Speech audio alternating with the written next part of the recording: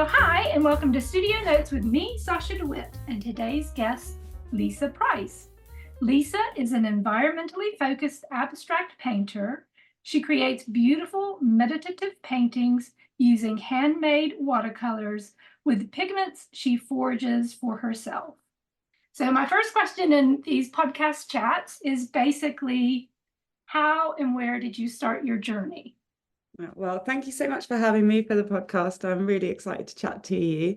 I guess that I feel like my journey as an artist has been, it's one of those typical answers where you just say like I've always been creative, and I have, and my whole family is quite a creative family. So some of my uncles are singers and musicians, one of my cousins tattoo artist, and I feel like from my mum's side of the family anyway, we're less less traditionally academic and sort of more towards that creative side of things. So I've always had it in my life and always been encouraged, which is nice because not all young people are encouraged to do art or be creative. And I guess so I studied fine art, and actually at university, I mostly worked with installation art.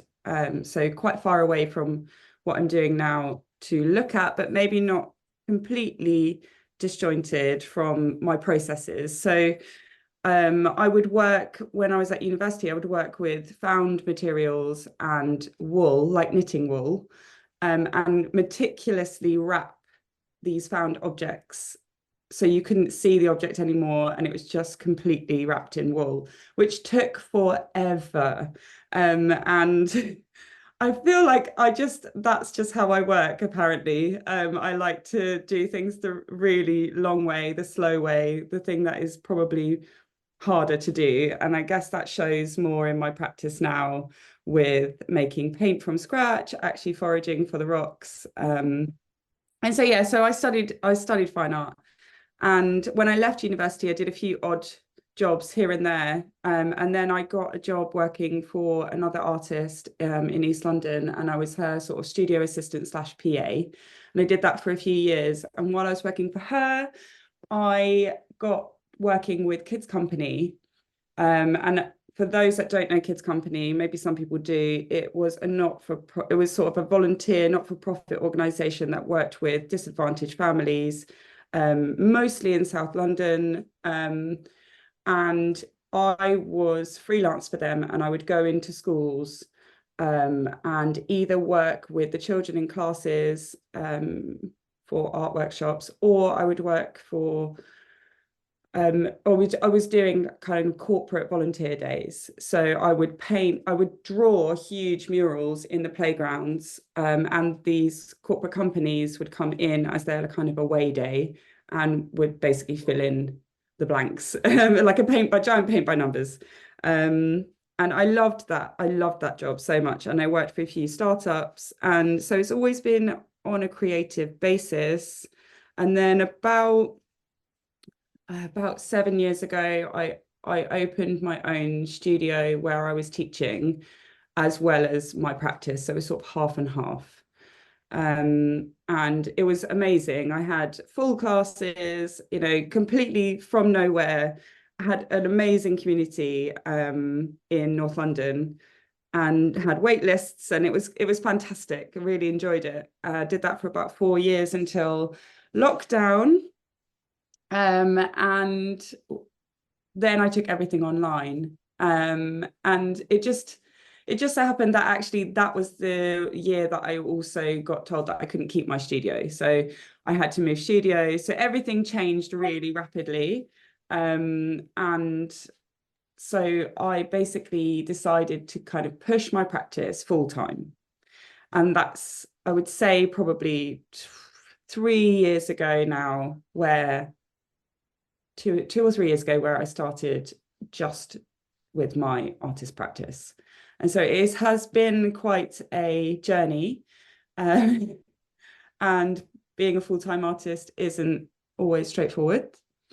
But I love my job. I'm very grateful that I get to do this. I'm very grateful that people enjoy my work and buy my work. And I basically get to live the dream job. which yeah, has its ups and downs, but so does anything. So yeah.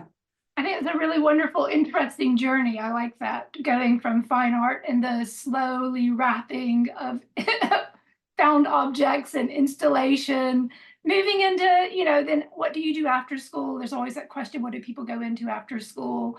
And then now moving into being a full-time artist.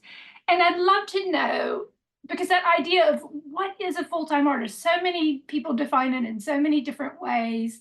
And I think also we talk about, like, it's interesting to talk about like streams of revenue, where how do you support yourself? So what does being a full-time artist, what is that looking like for you? I mean, it changes. It changes daily, I think, but I'm learning a lot along the way. I mean, I don't think I appreciated just how many hats you have to wear when you become a full-time artist. So, a day-to-day for me would look like I have quite a routine actually. I've just started this sort of a morning routine because I don't have to rush out and commute to work. I thought I get up early naturally, so I've started doing this morning routine where I will, sit quietly, have my breakfast, then I will meditate for a bit, and then I journal, and then I write my today's to-do list because I hate having loads of stuff kind of swirling around in my head. And I think that has helped, but essentially there's lots of admin that you don't realize you have to do. You're your own PR company, you're your own marketing, you also need to create the work, you need inspiration for the work, you need to be able to make time to do that.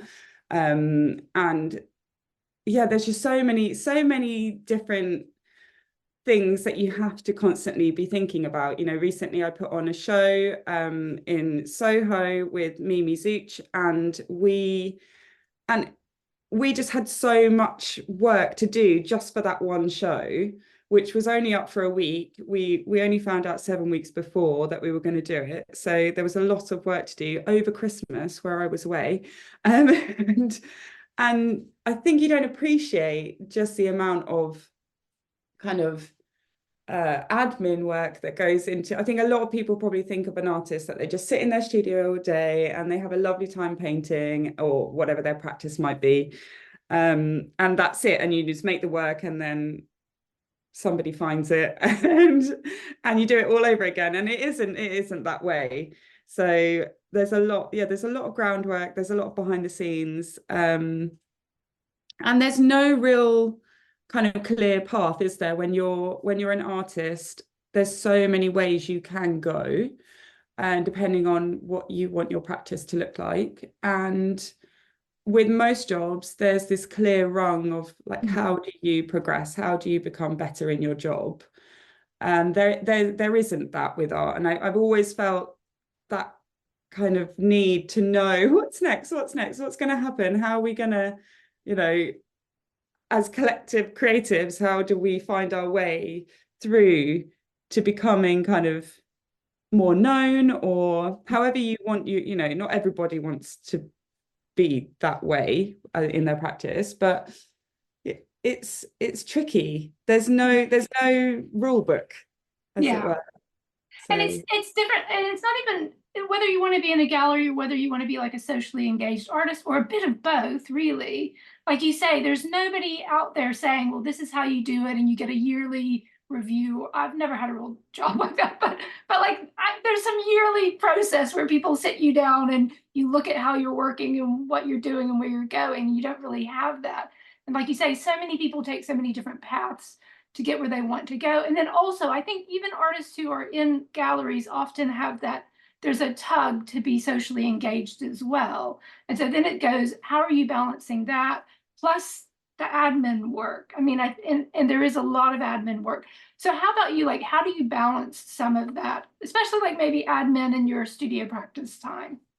I mean, I was talking to another artist about this recently, and how I think we all naturally go through waves of how we work as individuals, and not one person is the same in how they kind of get through those different stages.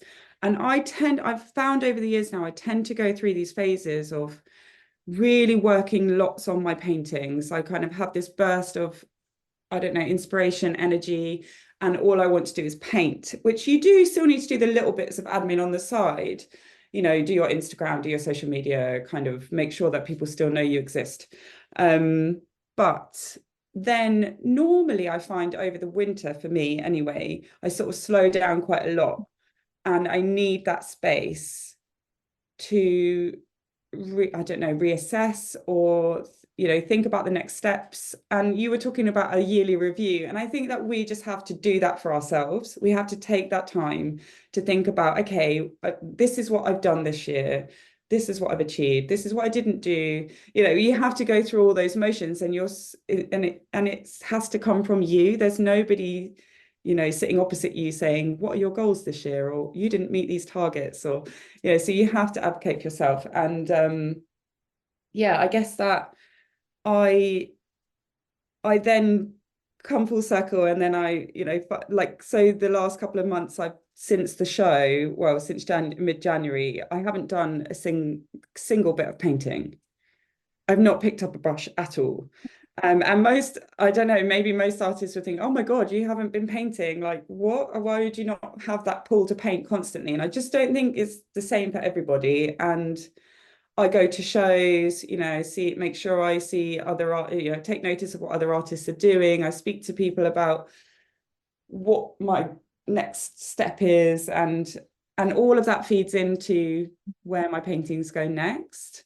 And there might not be a huge shift in what I'm doing, but I think that for me personally, I love to read. I love to be able to kind of grab a lot of inspiration from what I'm reading, what's important to me as a person, and obviously that changes as time goes on, and obviously nature, because my whole work comes from that as a source.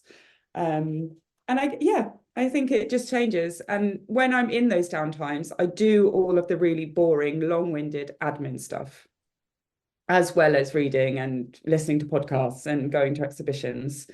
And then naturally you just come around and ready to paint. And I'm almost, I mean, today, this afternoon, I think I'm ready to do some painting. So that's good. It's nice. I think you start to feel this kind of pressure inside of yourself, like you're doing all this gathering. Basically, you're doing what I call feeding the beast, which is the reading and the thinking and the reflecting. And then it's as if this internal pressure comes and you just think, yes, I know I'm ready to go and start creating again. And it's a lovely feeling. And then of course you get in the studio and you're either immediately like, oh my God, you know, what are all these canvases doing? Or what is this? You feel that fear, and then you get frustrated, and then that cycle starts. But it's Yes, kind of, I think we're definitely. addicted to it, basically. It's kind of Yeah. fun. Yeah, exactly. We are having fun. And I think that a lot of adults don't have a lot of time to like rekindle that side of ourselves. And I'm actually just started yesterday reading The Creative Act by Rubin, recommended to me by another artist. And it's just amazing. I mean, I only started it yesterday, but even now I'm already hooked on it. And he just talks about how, you know, sort of what I just said, how adults don't allow themselves to play and to kind of be creative. And he explains like everybody actually is creative. It doesn't matter. It doesn't mean you have to be a painter. It doesn't mean that you have to, you know, be a photographer or a filmmaker. In our daily lives, we are creative people. Everything we do is about thinking about problem solving and how we can like navigate our way through the world. And I think we just indulge in that as artists. We indulge in it big time. We're not willing to like do the maybe the routine job. Like my whole job is to indulge in being like creating and growing and really diving into playing around and experimenting and exploring. Yeah, and I think that adult life can be enriched. I think a lot of adults can find enrichment in seeing the world in that way, and it's actually an opportunity. Like even if you do have a sort of routine job, it's still within that there are always opportunities to find a way to play and find fun and learn and grow. Yeah, and I think it's about allowing ourselves the time to do that. And obviously, everybody leads busy lives. We all do. But I think you can carve out a tiny amount of time for yourself. And I think a lot of adults don't do that, especially adults with young children and, busy jobs, high power, stressful jobs. They just think, oh, I don't have the time for that. I can't do that. And a lot of my friends aren't creatives and they have their normal kind of 9 to 5 office job. And when I talk about some of the stuff I do, they're like, where do you find, like, oh, we just don't have the time for that. I just don't have the time. And I totally get it. But I just think it's so important, like even 5-10 minutes of something that's just about being for you as a human, as a person, just making sure you hold on to remembering who you are as a person. It's really important. And being creative can do that. And as you know, you've been to one of my workshops before, but I do workshops for adults, and a lot of them are very simple, no pressure, just be in that space, give yourself that hour or 2 hours to be surrounded by materials that you can use in whichever way you would like. And I do paint making classes as well, but I think that is just, carving out a tiny, tiny bit of time. Yeah, in our everyday lives. And I think that's important. I think a lot of people are coming back to that even.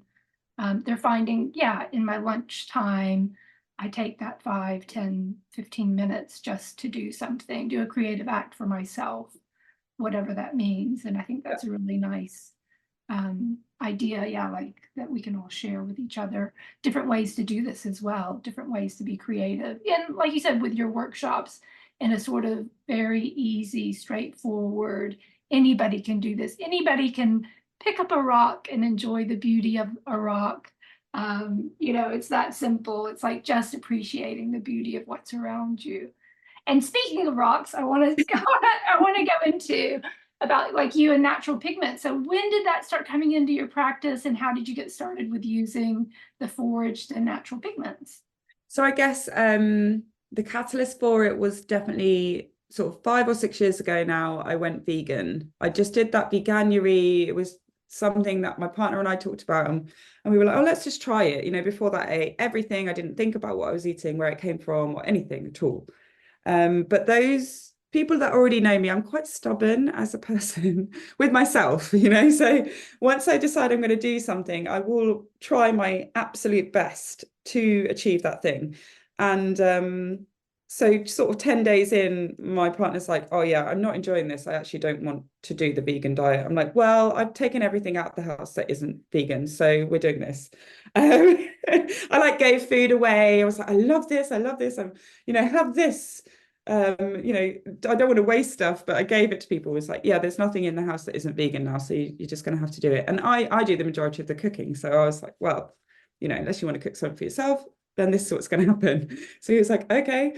And then after the month, he was like, oh, we're done. And I was like, no, I absolutely love it. And the reason for it is that I did a lot of reading. I did a lot of research and watched quite a lot of documentaries. And had realized after a couple of months of being vegan that I changed all this stuff at home. I was really careful about what I was using, even not just food, but everything I was buying, where it was coming from, what I was kind of putting into our house. But it didn't change anything in the studio. And I kept thinking about how can I make my practice more sustainable, more kind of conscious, and that seemed like the natural thing to do. So I started doing some research and actually started off by making inks, so organic kind of inks using plants. But the process of doing that, one, the longevity of inks isn't great, which at the time I was working on paper, and they can fade quite rapidly. So there's that side of things, but also to make them, you have to boil the material for quite a long time, and that side of things didn't sit right. So then I did a bit more research and found that you can make pigment-based paint from inorganic materials, so rocks, earth, clay, that sort of thing. And I just loved it. I just loved the whole process. I loved the learning of it, kind of getting familiar with different aspects of the different rocks, how they react with the binder, with the water, you know, it didn't start off amazingly. I had lots of mistakes. But once you know how to do it, it's such a lovely, relaxing process. And yeah, it just went from there, really. I have a lot of rocks in my studio that I picked up when I first started kind of collecting that are just completely useless. I cannot use them at all. Over time, you kind of become familiar with which rocks are good for paint and which rocks aren't.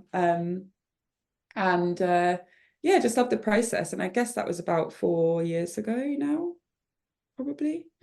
And over time, there are certain kind of colours that I like to work with. At the moment, I'm working with predominantly black and white paint, which can come from, you know, burnt wood, sea coal that I collect on the beach. I've actually just recently started using oyster shells mixed with some chalk that I collect in Hampshire. Yeah, the textures, the difference in the paint each time you make it, and it doesn't even matter if you're using the same rock. It could be the process of crushing that rock down will change the color slightly. And I love that idea of not having everything you want instantly, which is pretty much how our world is right now. And probably getting worse. And yeah, we're just so used to just having whatever we want, you know, those very specific things that we want in our lives, we can just have at a click of a button. And I wanted to kind of take my practice back down to being that slow, thoughtful process and really thinking about the materials that I use. So even the linen that I'm using at the moment, so far anyway, I've been able to just use offcuts. So I go to a shop in central London to get my materials, and they have a warehouse in East London, and they just ship any of the linen and canvas that they can't use or they've made a mistake stretching, and they just ship it to the shop, and you can just pick up an offcut that would otherwise have gone in the bin. They can't use it as a shop, instead of buying from the roll. So there's lots of, it's not just the paint, I guess. The more I can think about where my materials are coming from, the more I will. It's not always practical, and it's not always doable, you know, money wise or time wise, or, you know, if I needed a huge piece of linen and I couldn't get it, then, you know, I'm not gonna not get it from the roll, I guess, if I desperately needed it. But as much as I can, and so far I've been able to just use the offcuts. And you can get big pieces too, so just have to be there at the right time. And I think it's always interesting when there are sort of almost limitations put on how you source things, and then you have to work within that. Then you have to be creative as well within what you're doing. And I do find it really fascinating because for me, when I look at your art practice, it seems very holistic. You're looking at every aspect. It's not just I make paintings, but it is how I make the paintings and how you go about them. And your processes and what you put on the canvas as well, I think, are very closely correlated, because when you paint, it looks very meditative. I think you go about it quite slowly, but also some of the really big ones, they must take a long time. So it's like a slow meditative, but also a bit like a marathon almost in some ways for maybe the bigger ones. Do you know what? It's actually the opposite. It's the opposite. The bigger ones, I don't know whether I've only been doing sort of larger paintings very recently, and the biggest one I've done just recently is like 120 centimeters by 160 centimeters. So it's not huge, but it's quite big. And I guess having more space to work for me, which is, I used to work so tightly, really, really small, very, very tight kind of paintings. And I've been trying to push myself out of that comfort zone for quite a long time. I would say a couple of years, and it's taken me that long to kind of feel comfortable doing it. And I think that because I normally go into it with an idea in mind, like I'll have a sketch and I'll know roughly where I want to kind of create these different shapes in the painting. I can work quite fast on the big ones. They just come really easily and naturally. And that space, I guess, just frees up the movement. Whereas the smaller ones, because I don't have so much room to play with, and the marks I think have to be a lot more precise and purposeful in a way, to kind of have the same effect as the bigger ones. Yeah, they actually take longer. I actually go back to them quite a lot more. So That's yeah. really funny. I love that. Because that is completely opposite of how I was thinking about. I was like, wow, she's doing these massive pieces, not massive, but big Yeah, enough. And I was yeah. thinking, oh, it must take ages. But I can see why that would be, because actually, even the other day, I was teaching a student and she wanted to do some small stuff. And I said, no, we're going to go bigger first because the small stuff is so difficult It is, to and I think, maintain in some ways. yeah, I think because you've only got a very, small amount of space to work in, well, for me anyway, you have to know kind of more precisely about where you want to make those marks. And because my work is more about the meditative movement of the marks rather than it being a painting of something, of a subject, it's about a feeling, and that's why when I work on smaller ones, I tend to work on a few smaller ones at once. So I might have 4 and then I can go between them.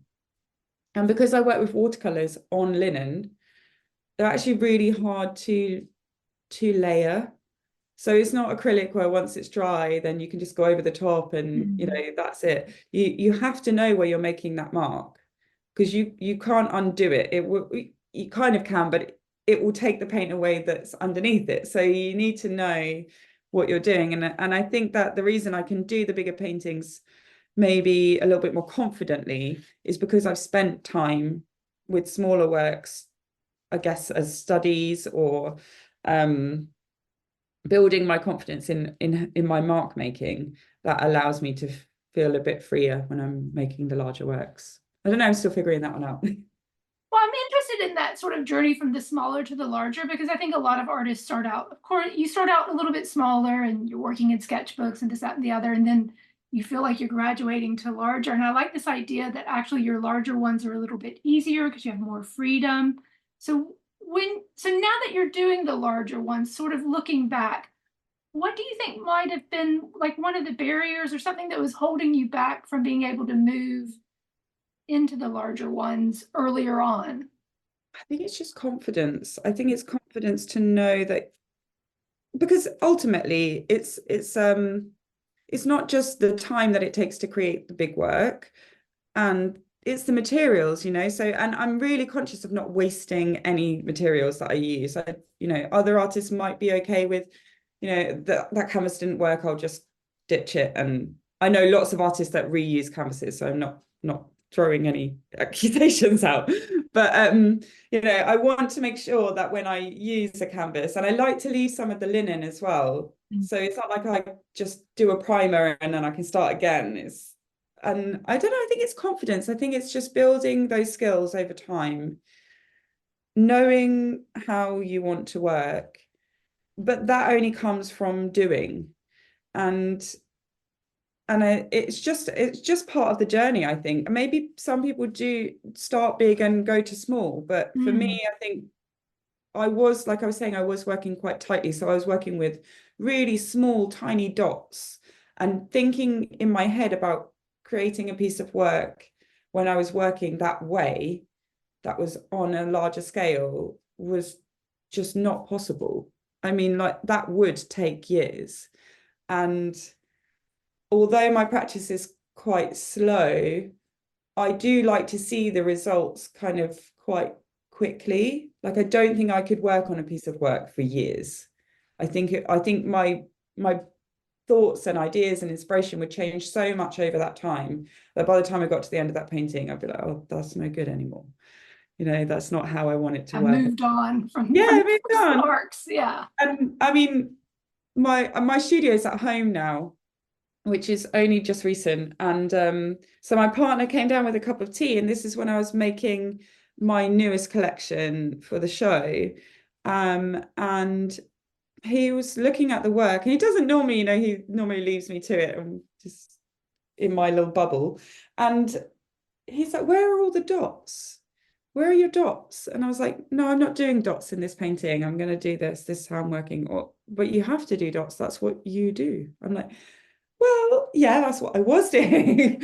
But I think I don't want any dots in this. He's like, well, how is anyone going to know it's your work? I was like, I think people are going to notice. So it's interesting hearing other people's kind of views on when you're ready to shift your work. People may aren't ready to see that shift. I don't know. Oh, but I actually really love that, because I do think, and sometimes even in our own heads, we get caught up in this, like, this is my visual voice, and you almost put up your own limitations that are not necessarily really there. And like you said, maybe having it come from someone outside saying, where are your dots? And then you getting to respond and saying, well, I'm not doing dots, but I think people are going to recognize this is still Lisa, because you're doing like longer lines, or, and it still has like overall, whether it's dots or, there's still an overall visual look, and you're using those natural pigments, and you're doing stuff on the linen. So there's like a thread that is still the Lisa coming through, whether it's dots or dashes or wavy lines. Yeah, I think it's the movement in the work more than the marks that are made. But yeah, I do feel like this kind of new way of working, for me anyway, has freed up my kind of mark making and how I work is changed the way I work quite a lot. But yeah, like you say, I do think there's that thread of me in there, hopefully. Time will tell. When you do a big retrospective, all the works get together, and you're like, oh yeah, that was my dot phase. One day, yeah. Well, I have a few more things to chat with you about. So one thing, I always love your Instagram game is really hilarious. And so you're talking about like being a full-time artist, all the things that you have to do, all the hats that you have to wear, and also just speaking a little bit more realistically, like about selling, are you selling online, direct to people, through galleries? Like, what are your sort of main ways that you're handling this? So I guess when I first started selling, which I properly selling maybe 4 years ago, was very local. It was the community that I'd built around me in North London, very, very supportive, family, friends, the normal kind of people that want to help you and support you. And then I started selling to people that I didn't know in my community, which, was just mind blowing. I was just like, yay, oh my God. Yeah, that first sale to someone who doesn't know you, you're like, I love you so much.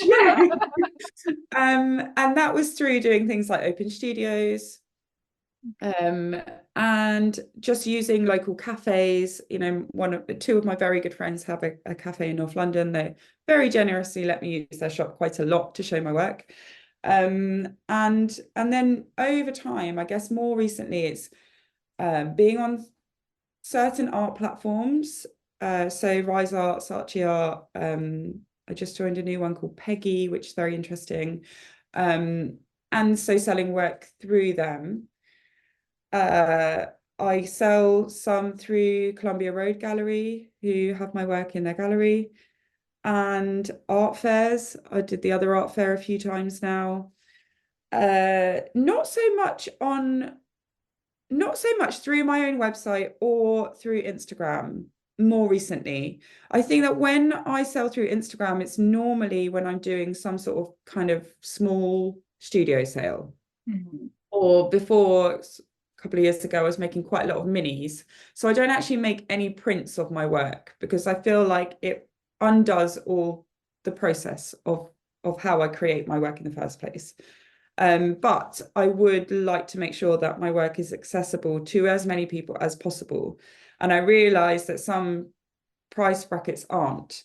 So in order to get around that, I was making these kind of tiny little minis that were just like 10 by 10 centimeters.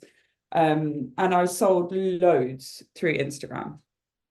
And I think that's because, one, I think it was because it was during lockdown and people had a lot more time to be on the internet in general. And having those kind of much lower price points means that people that like my work but don't want to spend £500 plus on a painting can have something of mine and be supportive. And it was that was really lovely, selling all the little minis. but yeah, lots and lots of different avenues. And I'm trying to think if there's any other way that's I work. I did an open studio here, like just off my own back, because I moved recently to Hatfield from London and I didn't know anyone in the area. And I thought my studio is very separate to the house, so it didn't mean people would be traipsing through the house or anything.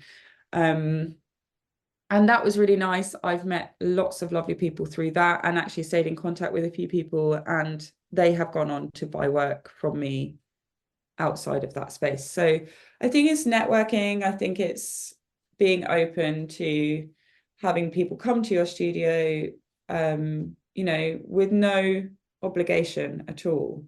It's about building relationships as well. I really enjoy talking to people. I really enjoy making connections. And a lot of people, I think, are worried about saying, can I come for a studio visit? I've had a few people say, can I come for a studio visit? But I don't think I can buy anything.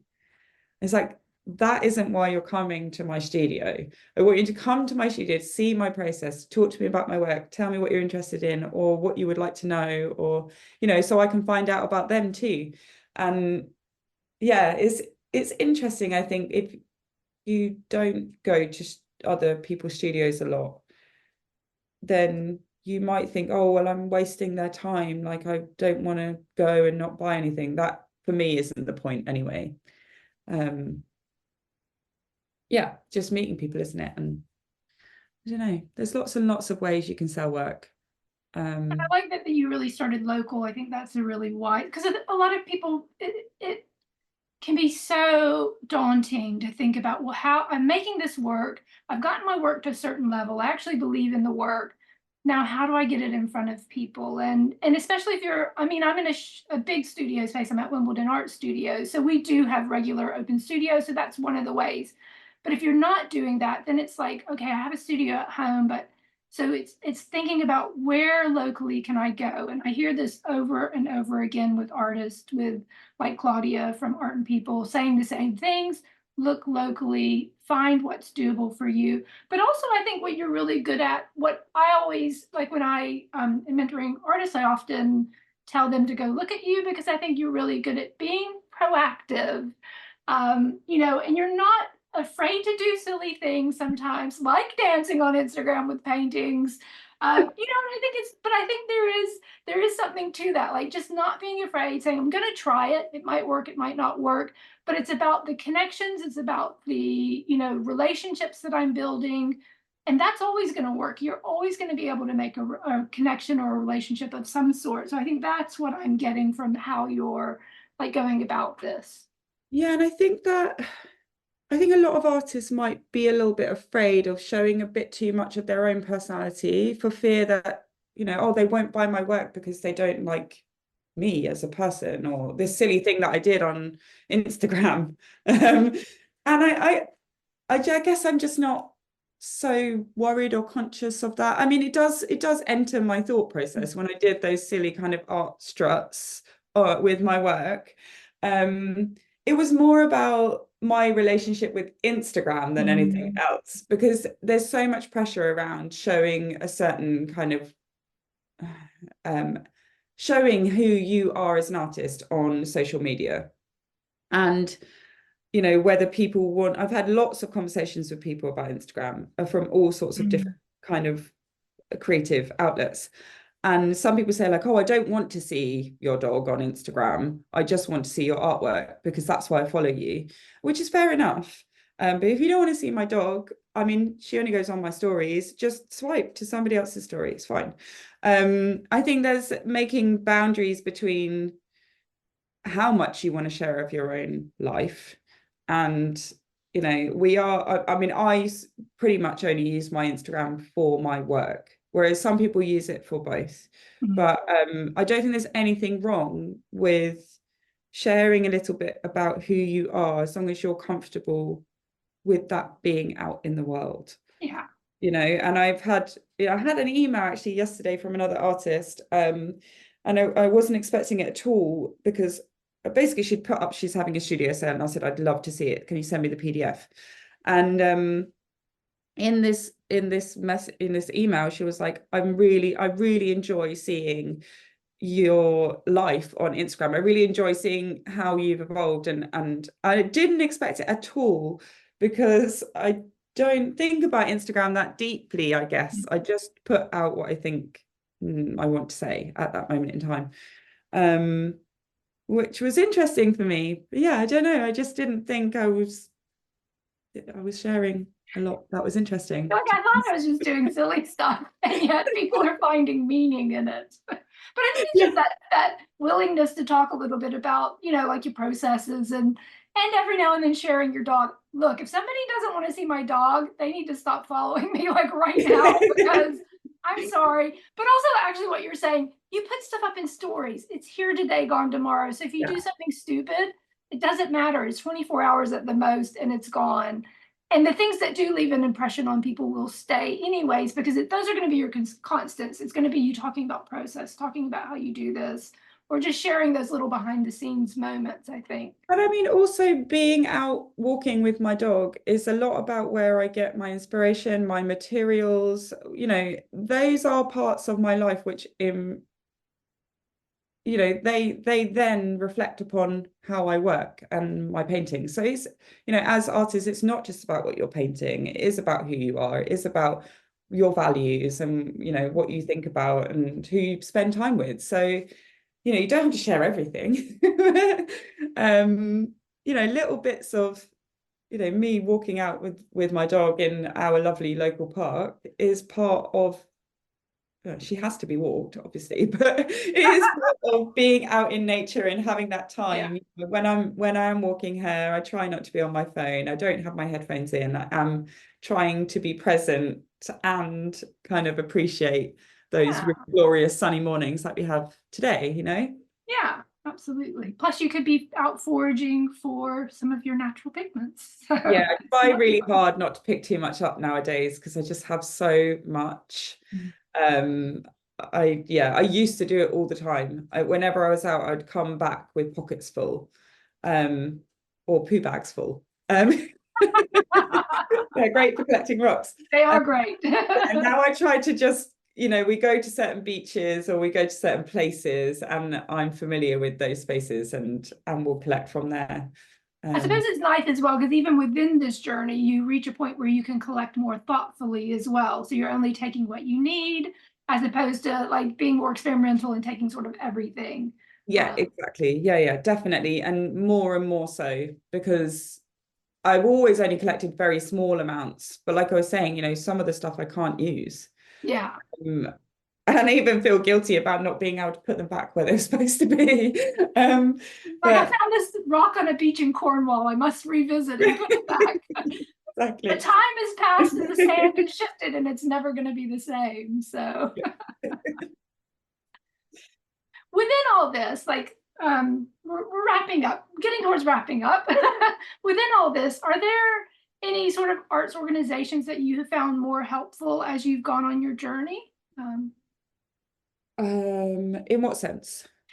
Just helpful, maybe either like helping you feel like a sense of community, or I mean, and you can answer no as well, like maybe there's nothing out there, but it's just interesting to find like where are artists sort of finding some sort of nurturing, maybe the community, or nurturing something like that. So I mean, art can for me was a big shift in my confidence, but also, networking and meeting people experiencing the same things, wanting to do similar things. So definitely Art Can, they're a not-for-profit organisation run by Kate Editors, and everybody's volunteer. There are hundreds of artists on Art Can now. I think 500. I think I've heard 600. Yeah, around there. Are you Art Can? Are you? I'm not in Art Can, no, but I do know of them, and I've heard lots of artists speak very highly of them. Yeah, and so they put on exhibitions with no commission. I mean, you might pay a small fee for the exhibition if you're in the exhibition, but they find spaces. The artists involved put on shows. I've put on a show with two other people in Art Can years ago. And so it's just a lovely way to gain more experience, to meet people, like-minded people, or people that are at the same stage as you, because there are lots of different stages of artists in ArtCan. Another one for me was Crouch End Open Studios, which is where I lived. And that's just like a very local group of artists, which is nice because, you know, I made friends with a few people, would meet for coffee occasionally and just have a chat about, you know, what's going on right now in your practice, because just having those conversations sometimes either just takes a weight off your mind or sparks an idea. And then I had my studios in Wood Green before I moved with collage arts, and made some great artist friends there. So I think, yeah, those three, I probably missed somebody really important, but I can't think of right now. You can always send afterwards, and I'll put them in the show notes if nothing else. But there are loads, you know, there are loads. And I think that it's about finding that niche of support that you need. And organizations like ArtCan have so many different types of artists in that group that you will find somebody that you can connect with, or, you know, bounce ideas off with. You don't necessarily need to be in a studio space like you are in, you know, or like I was before. And often they don't make a difference. You know, it depends what sort of studio space it is, because you could be in a studio space where no one's in most of the time, you know, or you work completely different hours. You know, I'm very 9 to 5 with my painting, whereas I know lots of artists that are complete night owls and they'll go into the studio at like 10 o'clock at night, which for me is bedtime. Like, you know, so, Yeah. I just couldn't work that late, even if I was on like a huge deadline. It just wouldn't make sense to me. So yeah, I think it's just looking in. I would look in your local area first, because then if there is somebody, then at least you could meet for coffee, or you could go to their studio and you could see what they're doing, and they could come to yours. And actually, I guess the other thing is Instagram. Instagram, I know that a lot of people have a love-hate relationship with social media, and I think that it's about making sure that you spend just the right amount of time on it. Like I actually do have that turn Instagram off now notification. Me It's very too. helpful. And I've turned off all my notifications so they don't come through unless I'm on the app. But I have made some really genuinely good friends on Instagram that I talk to about my practice, you know, weekly. And actually met up with a few of them in person, having not known them at all, but only through, you know, buying their work or speaking to them about their work, or just, you know, having conversations about maybe something I've put up on Instagram and they have an opinion on. And I do think that's happening more and more. And I think you can use these kind of social media platforms to help rather than to get on your nerves, or you know, eat up all your time. I think you just have to be a bit more kind of present with it. Yeah, absolutely. And just know what you want to get out of Instagram, and not, I always say, don't let Instagram be your boss. You're Yeah. working for yourself for a reason. So don't let Instagram be the boss of you. You Yes, get to be the boss exactly. of it, basically. Yeah. And I agree. I've made some really good connections with other artists solely through Instagram. And then, yeah, now we're starting to meet up in real life. And it's really such a nice progression to see something that is online come offline. And Yeah. And I yeah. think having that encouragement, like there's one artist that jumps out at me hugely, Chloe McCarrick.